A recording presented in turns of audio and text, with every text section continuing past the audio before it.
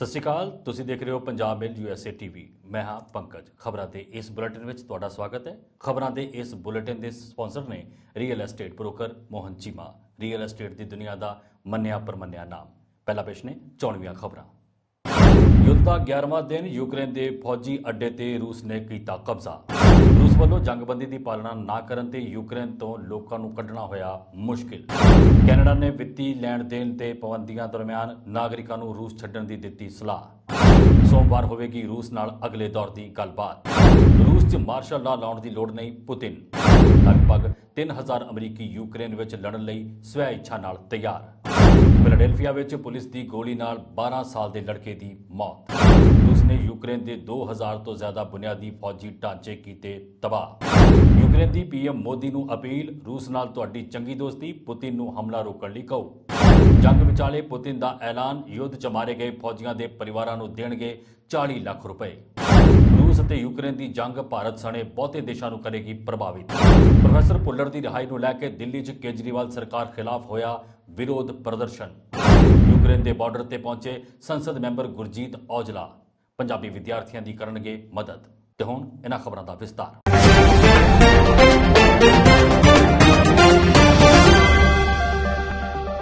रूस और यूक्रेन विचाले जंग 11वें दिन भी जारी है। ये जंग विगड़न की संभावना है। रूसी फौज राजधानी कीव ते कब्जा करने लई अपनी पूरी ताकत नाल लड़ रही है। इस दौरान शनिवार को रूसी राष्ट्रपति व्लादिमीर पुतिन ने नाटो देशों को चेतावनी दी कि रूस यूक्रेन उत्ते नो फ्लाई जोन घोषित करने वाले किसी भी तीजी धिर द्वारा युद्ध में शामिल होने बारे विचार करेगा। इस तो पहला शनिवार को सवेरे 10 बजे मास्को के समय ते रूसी पक्ष ने मारियोपोल और विलनोवाखा तो नागरिकों की निकासी लिए एक मानवतावादी गलियारा बनाने लई जंगबंदी की घोषणा की।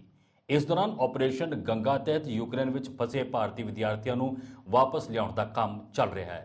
दूजे पासे रूस और यूक्रेन में चल रही जंग को लैके अगले दौर की गलबात सोमवार को होएगी। यूक्रेन ने रूस और यूक्रेन दरम्यान पहली बार रूसी खेतर में गोलीबारी का दावा किया है। रूस यूक्रेन सरहद नेड़े बेलगोरोड रूस में एक गोलीबारी का दावा किया गया है। यूक्रेन ते रूस के हमले की स्थिति विचाले यूक्रेन के विदेश मंत्री डेमित्रो कुलेबा ने यूक्रेन पोलिश सरहद से अमरीकी विदेश मंत्री एंटोनी ब्लिंकन नाल मुलाकात की। यूक्रेन तो 183 भारतीय नागरिकों को लैके एक विशेष जहाज हंगरी के बुडापेस्ट तो राष्ट्रीय राजधानी दिल्ली पहुंचा है। यूक्रेन के अधिकारियों ने शनिवार को कहा कि रूस वालों जंगबंदी के ऐलान करने के कुछ ही घंटिया बाद गोलीबारी शुरू हो गई, जिस नाल 2 शहरों तो लोगों को कढ़ण की प्रक्रिया च विघन पिया। इस तो पहला रूस के रक्षा मंत्रालय ने एक बयान च कहा सी कि वह दक्षिणी पूर्वी च स्थित रणनीतिक रूप नाल महत्वपूर्ण बंदरगाह मारियोपोल और पूरब च स्थित वोल्नोवाखा शहर च लोगों को कढ़ण लई रस्ता देण नूं सहमत हैं।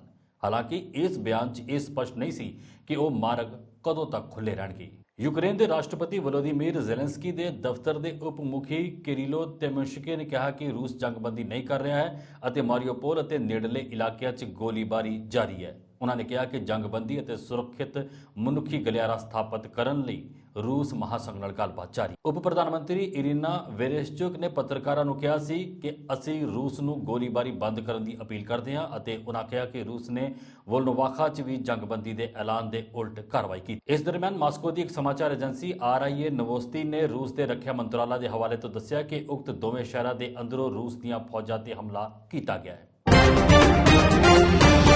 यूक्रेन में रूसी फौजी कार्रवाइयों के प्रभावों विचकार कैनेडा की सरकार ने अपने नागरिकों को रूस का दौरा करने तो गुरेज करन जिन्नी जल्दी हो सके रूस छड्डण की सलाह दी है। कैनेडियन सरकार के यात्रा सलाहकार ने शनिवार को एक बयान में कहा कि यूक्रेन नाल हथियारबंद संघर्ष के प्रभावों कारण रूस की यात्रा तो परहेज करो, जिस में सीमित उड़ान विकल्प और वित्ती लैण देण ते पाबंदियां शामिल हैं।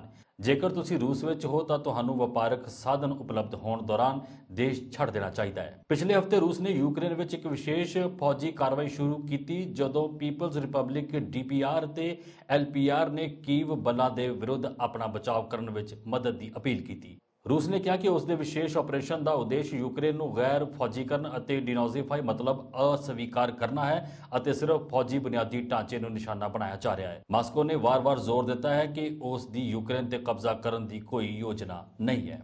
रूस की कार्रवाई के जवाब में पश्चिमी देशों ने मास्को विरुद्ध एक व्यापक पाबंदी की मुहिम चलाई है, जिस विच हवाई खेतर को बंद करना और रूसी अधिकारियों और वित्तीय संस्थावां को निशाना बनाने वाले पाबंदियां वाले उपाय शामिल ने। शनिवार को वीज़ा ते मास्टरकार्ड दोवां ने घोषणा की कि वो रूस विच कामकाज नूं मुअत्तल कर रहे हैं और रूसी बैंकों द्वारा जारी किए गए उन्हां दे कार्ड हुण देश तो बाहर काम नहीं करनगे। यूक्रेन के अधिकारी दविद अरखामिया ने शनिवार को दस्सिया कि रूस और यूक्रेन दरमियान अगले दौर की गलबात सोमवार को होएगी। अरखामिया यूक्रेन के राष्ट्रपति वलोदीमीर ज़ेलेंस्की की servant of the people party की संसद पार्टी के मुखी और रूस नाल गलबात लई देश के वफद के मैंबर हैं। सोमवार को तीसरे दौर की गलबात होगी, क्योंकि दोवें पक्ष जंगबंदी और आम नागरिकों लिए सुरक्षित मार्ग और गलबात करने की कोशिश कर रहे हैं। रूस के राष्ट्रपति व्लादिमीर पुतिन ने शनिवार को कहा कि इस समय अजिहा कुछ नहीं है कि जिस के कारण रूस च मार्शल लॉ लागू करना पवे। इस तरह दी उम्मीदां सन कि रूस च मार्शल लॉ लाया जा सकता है। इस तो बाद पुतिन ने यह बयान दिता। पुतिन ने कहा कि मार्शल लॉ उस समय देश चलाया जाता है जब बाहरी हमला होता है। उन्होंने कहा कि वह रूस च अजे ही कोई स्थिति नहीं देखते हैं और उम्मीद करते हैं कि अजिही स्थिति पैदा ना होवे।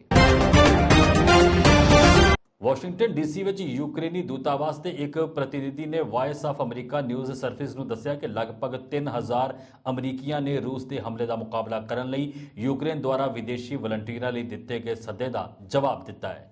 यूक्रेन के राष्ट्रपति वलोदीमीर ज़ेलेंस्की और होर सीनियर यूक्रेनी अधिकारियों ने युद्ध लड़न में मदद लई विदेशी वलंटियरों की एक अंतरराष्ट्रीय फौज के गठन की मांग की है। कुछ दिन पहला राष्ट्रपति ज़ेलेंस्की ने अनुमान लगाया सी कि लगभग 16,000 विदेशी यूक्रेन में लड़ाई में मदद करने लई स्वै इच्छुक सन।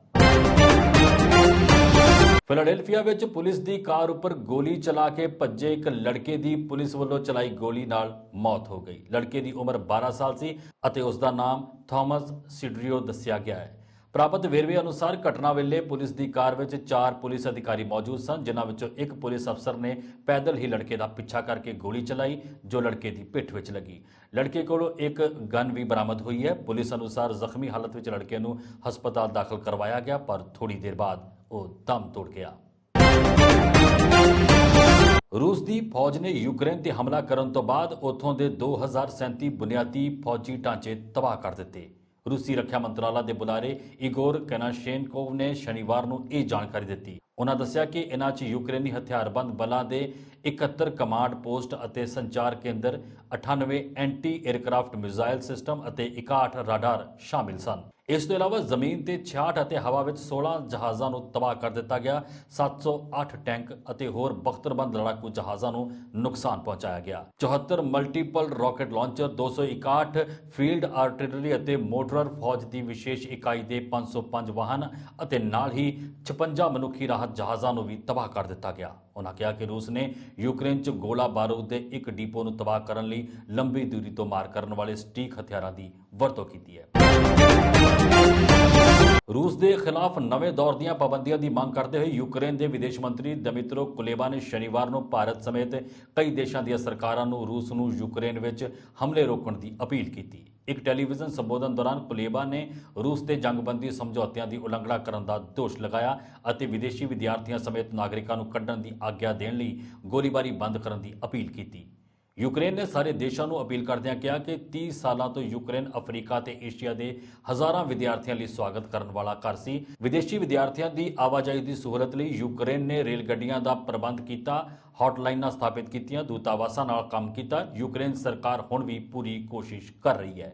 यूक्रेन के विदेश मंत्री ने दावा किया कि रूस उन्होंने देशों की हमदर्दी जितने की कोशिश कर रहा है जिन्हां दे नागरिक यूक्रेन में हैं। उन्होंने कहा कि जेकर रूस विदेशी विद्यार्थियों के हमले में मदद करता है तो उन्होंने सारिਆਂ सुरक्षित बाहर कढ़ लिया जाएगा। उन्होंने कहा कि मैं भारत, चीन और नाइजीरिया दी सरकारों को बेनती करता कि वह रूस को गोलीबारी बंद करन और नागरिकों को उत्थों जाण की अपील करन। इस तो इलावा कुलेबा ने कहा कि भारत समेत सारे देश जो रूस नाल विशेष संबंधों में जुड़े हुए हैं रूस के राष्ट्रपति व्लादिमीर पुतिन को अपील कर सकते हैं कि यह जंग सारिਆਂ ਦੇ हितों के खिलाफ है। उसने दलील दी कि संघर्ष का अंत सारे देशों के हित में है। उन्होंने कहा कि भारत यूक्रेन के खेतीबाड़ी उत्पादों के सब तो वड्डे खपतकारां विचों एक है। जेकर यह जंग जारी रही तो साडे लई नवीं फसलां बीजणियां मुश्किल हो जाणगियां। विश्व ਅਤੇ भारतीय खुराक सुरक्षा के लिहाज नाल इस जंग नूं रोकना सब दे हित विच है। ਦੱਸ ਦਈਏ ਕਿ ਪਿਛਲੇ ਦਿਨੀ ਪੀਐਮ ਮੋਦੀ ਨੇ ਦੋਵਾਂ ਦੇਸ਼ਾਂ ਦੇ ਰਾਸ਼ਟਰਪਤੀਆਂ ਨਾਲ ਫੋਨ ਤੇ ਗੱਲਬਾਤ ਕੀਤੀ ਸੀ। ਪ੍ਰਧਾਨ ਮੰਤਰੀ ਮੋਦੀ ਨੇ ਪਿਛਲੇ ਮਹੀਨੇ ਦੀ 24 ਤਾਰੀਖ ਨੂੰ ਰੂਸੀ ਰਾਸ਼ਟਰਪਤੀ ਪੁਤਿਨ ਨਾਲ ਗੱਲ ਕੀਤੀ ਸੀ। 2 ਦਿਨ ਬਾਅਦ ਯਾਨੀ ਕਿ 26 ਫਰਵਰੀ ਨੂੰ ਪੀਐਮ ਮੋਦੀ ਨੇ ਯੂਕਰੇਨ ਦੇ ਰਾਸ਼ਟਰਪਤੀ ਵਲੋਦੀਮੀਰ ਜ਼ੈਲੈਂਸਕੀ ਨਾਲ ਫੋਨ ਤੇ ਗੱਲ ਕੀਤੀ ਸੀ। ਦੱਸ ਦਈਏ ਕਿ ਭਾਰਤ ਵਿੱਚ ਯੂਕਰੇਨ ਦੇ ਰਾਜਦੂਤ ਇਗੋਰ ਪੋਲੀਖਾ ਨੇ ਪ੍ਰਧਾਨ ਮੰਤਰੀ ਮੋਦੀ ਨੂੰ ਇਸ ਜੰਗ ਵਿੱਚ ਦਖਲ ਦੇਣ ਦੀ ਮੰਗ ਕੀਤੀ ਸੀ। ਯੂਕਰੇਨ ਅਤੇ ਰੂਸ ਵਿਚਾਲੇ ਜੰਗ ਨੂੰ ਅੱਜ 11ਵਾਂ ਦਿਨ ਹੈ। ਇਸ ਜੰਗ ਵਿੱਚ ਦੋਵੇਂ ਦੇਸ਼ ਇੱਕ ਦੂਜੇ ਦੇ ਹਜ਼ਾਰਾਂ ਸੈਨਿਕਾਂ ਨੂੰ ਮਾਰਨ ਦਾ ਦਾਅਵਾ ਕਰ ਰਹੇ ਹਨ। ਹਾਲਾਂਕਿ ਮਾਰੇ ਗਏ ਸੈਨਿਕਾਂ ਦੀ ਸਹੀ ਗਿਣਤੀ ਦਾ ਪਤਾ ਲਗਾਉਣਾ ਇੰਨਾ ਆਸਾਨ ਨਹੀਂ ਹੋਏਗਾ।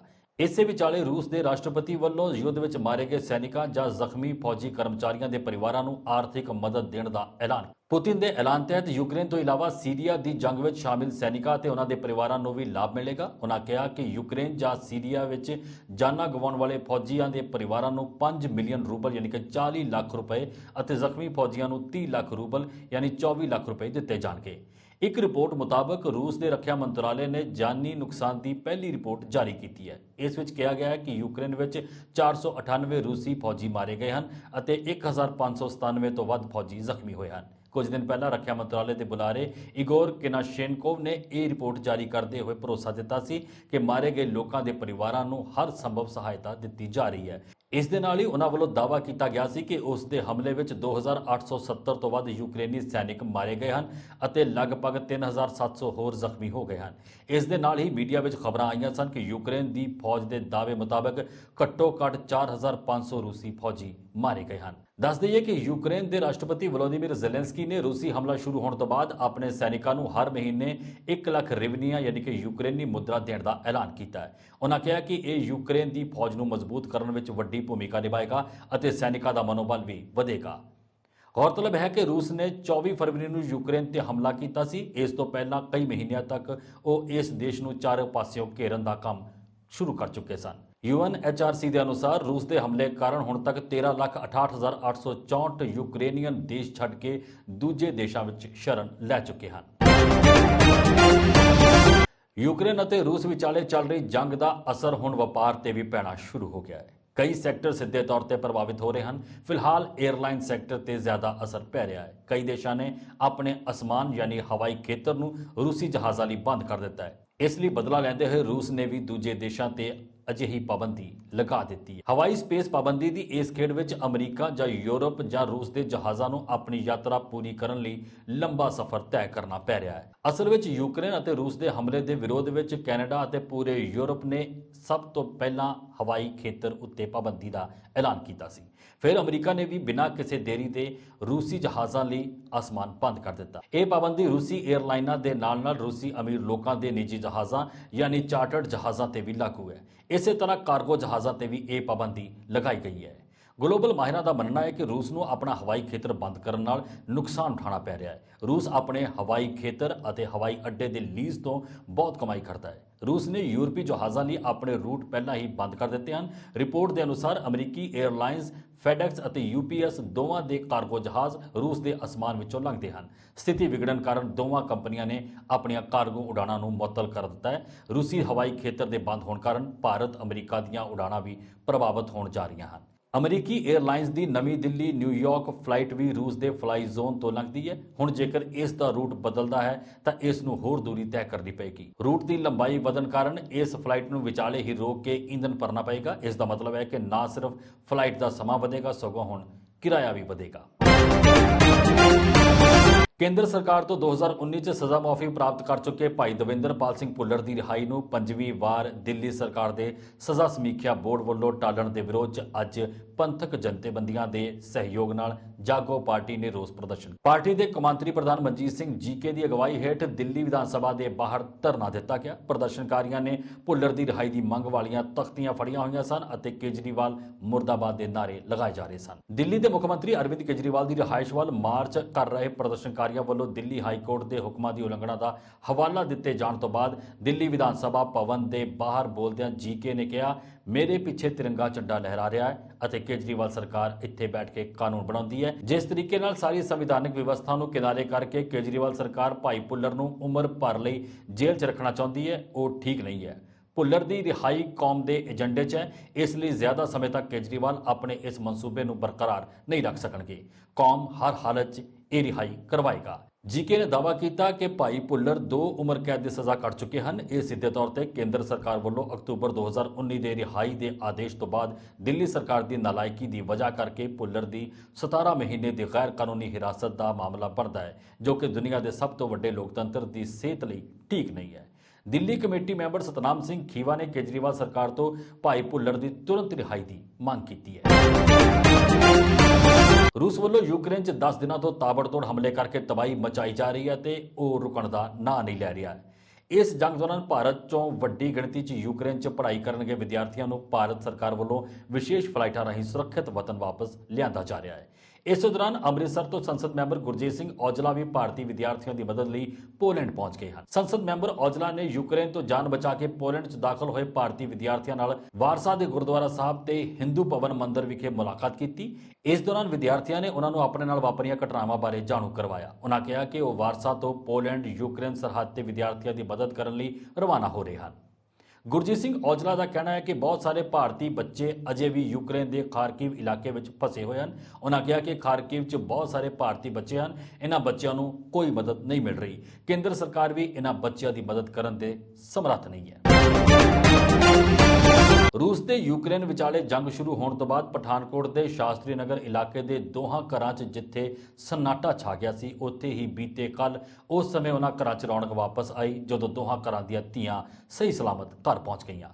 ਤਨਵੀ ਤੇ ਉਸਦੇ ਚਚੇਰੇ ਭਰਾ ਆਵਾਸ਼ ਸੈਣੀ ਬੀਤੇ ਕੱਲ ਸ਼ਾਮ ਕਰੀਬ 6 ਵਜੇ ਸ਼ਾਸਤਰੀ ਨਗਰ ਸਥਿਤ ਉਹਨਾਂ ਦੇ ਘਰ ਪਹੁੰਚੇ। ਸ਼ਾਸਤਰੀ ਨਗਰ ਦੀ ਜੀਆ ਵੀ ਆਪਣੇ ਘਰ ਪਹੁੰਚ ਗਈ ਹੈ। ਘਰ ਪਹੁੰਚਣ ਤੋਂ ਪਹਿਲਾਂ ਤਨਵੀ ਅਤੇ ਆਵਾਸ ਨੇ ਸ਼ਹਿਰ ਦੇ ਇੱਕ ਰੈਸਟੋਰੈਂਟ ਵਿੱਚ ਸਵਾਦਿਸ਼ਟ ਭੋਜਨ ਦਾ ਆਨੰਦ ਵੀ ਲਿਆ। ਤਨਵੀ ਅਤੇ ਆਵਾਸ ਦੋਵੇਂ ਬਹੁਤ ਖੁਸ਼ ਸਨ। ਉਹਨਾਂ ਦੇ ਮਾਪੇ ਵੀ ਉਨੇ ਹੀ ਖੁਸ਼ ਸਨ। ਤਨਵੀ ਦੇ ਪਿਤਾ ਐਸਡੀਓ ਸੰਜੀਵ ਸੈਣੀ ਨੇ ਦੱਸਿਆ ਕਿ ਉਹ ਬਹੁਤ ਖੁਸ਼ ਹਨ ਕਿ ਉਹਨਾਂ ਦੀ ਬੇਟੀ ਤੇ ਉਸਦੇ ਭਰਾ ਦਾ ਬੇਟਾ ਦੋਵੇਂ ਸਹੀ ਸਲਾਮਤ ਘਰ ਪਹੁੰਚ ਗਏ ਹਨ ਅਤੇ ਇਸ ਲਈ ਉਹ ਭਾਰਤ ਸਰਕਾਰ ਦੇ ਧੰਨਵਾਦੀ ਹਨ। ਯੂਕਰੇਨ 'ਚ ਫਸੇ ਪਠਾਨਕੋਟ ਦੇ ਬੱਚਿਆਂ 'ਚੋਂ ਸਿਰਫ ਤਨਵੀ ਸੈਣੀ ਅਤੇ ਜੀਆ ਮਲਹੋਤਰਾ ਹੀ ਆਪਣੇ ਘਰ ਪਹੁੰਚ ਸਕੀਆਂ ਹਨ। ਸਾਕਸ਼ੀ, ਆਕਾਂक्षा, ਇਸ਼ਿਤਾ ਅਤੇ ਪ੍ਰਾਚੀ ਸਮੇਤ ਹੋਰ ਬੱਚੇ ਅਜੇ ਵੀ ਯੂਕਰੇਨ ਦੇ ਵੱਖ-ਵੱਖ ਖੇਤਰਾਂ ਵਿੱਚ ਫਸੇ ਹੋਏ ਹਨ। ਬੁੱਧਵਾਰ ਨੂੰ ਘਰ ਪਹੁੰਚੀ ਤਨਵੀ ਨੇ ਦੱਸਿਆ ਕਿ ਉਹ ਯੂਕਰੇਨ ਦੇ ਇਵਾਨੋ ਫ੍ਰੈਂਕੋਇਸ 'ਚ ਸੀ। ਉਸ ਨੇ ਦੱਸਿਆ ਕਿ ਉਸ ਨੂੰ ਇਹ ਪਰੇਸ਼ਾਨੀਆਂ ਨਹੀਂ ਝੱਲਣੀਆਂ ਪਈਆਂ ਕਿ ਖਾਰਕੀ ਵਿੱਚ ਫਸੇ ਬੱਚੇ ਇਸ ਵੇਲੇ ਜੇਲ੍ਹ ਵਿੱਚ ਹਨ। ਤਨਵੀ ਨੇ ਦੱਸਿਆ ਕਿ ਇਵਾਨੋ ਵਿੱਚ ਮਾਹੌਲ ਬਹੁਤ ਖਰਾਬ ਨਹੀਂ ਸੀ। ਉਸ ਨੂੰ ਉੱਥੇ ਖਾਣ-ਪੀਣ ਦੀ ਕੋਈ ਦਿੱਕਤ ਨਹੀਂ ਆਈ। ਹਾਲਾਂਕਿ ਤਨਵੀ ਨੇ ਕਿਹਾ ਕਿ ਰੋਮਾਨੀਆ ਦੀ ਸਰਹੱਦ ਤੇ ਇਵਾਨੋ ਤੋਂ ਉਹਨਾਂ ਨੂੰ ਉਤਾਰਨ ਲਈ ਆਈ ਗੱਡੀ ਨੇ ਉਹਨਾਂ ਨੂੰ ਰੋਮਾਨੀਆ ਦੀ ਸਰਹੱਦ ਤੋਂ 9 ਕਿਲੋਮੀਟਰ ਪਹਿਲਾਂ ਹੀ ਸੁੱਟ ਦਿੱਤਾ ਸੀ। ਇਸ ਕਾਰਨ ਉਸ ਨੂੰ 9 ਕਿਲੋਮੀਟਰ ਪੈਦਲ ਚੱਲ ਕੇ ਰੋਮਾਨੀਆ ਦੀ ਸਰਹੱਦ ਤੱਕ ਜਾਣਾ ਪਿਆ। ਇਸ ਦੇ ਨਾਲ ਹੀ ਉਹਨਾਂ ਨੇ ਕਿਹਾ ਕਿ ਜਿਵੇਂ ਹੀ ਉਹ ਅਤੇ ਜੀਆ ਅਤੇ 11 ਹੋਰ ਲੋਕ ਰੋਮਾਨੀਆ ਬਾਰਡਰ ਤੇ ਪਹੁੰਚੇ, ਉਸ ਤੋਂ ਬਾਅਦ ਉਹਨਾਂ ਨੂੰ ਕਿਸੇ ਤਰ੍ਹਾਂ ਦੀ ਪਰੇਸ਼ਾਨੀ ਦਾ ਸਾਹਮਣਾ ਨਹੀਂ ਕਰਨਾ ਪਿਆ। ਖਬਰਾਂ ਦੇ ਇਸ ਬੁਲੇਟਿਨ ਵਿੱਚ ਅੱਜ ਵਾਸਤੇ ਇੰਨਾ ਹੀ। ਹੋਰ ਅਪਡੇਟਸ ਲਈ ਦੇਖਦੇ ਰਹੋ ਪੰਜਾਬ ਮਿਲ USA TV। ਸਤਿ ਸ਼੍ਰੀ ਅਕਾਲ।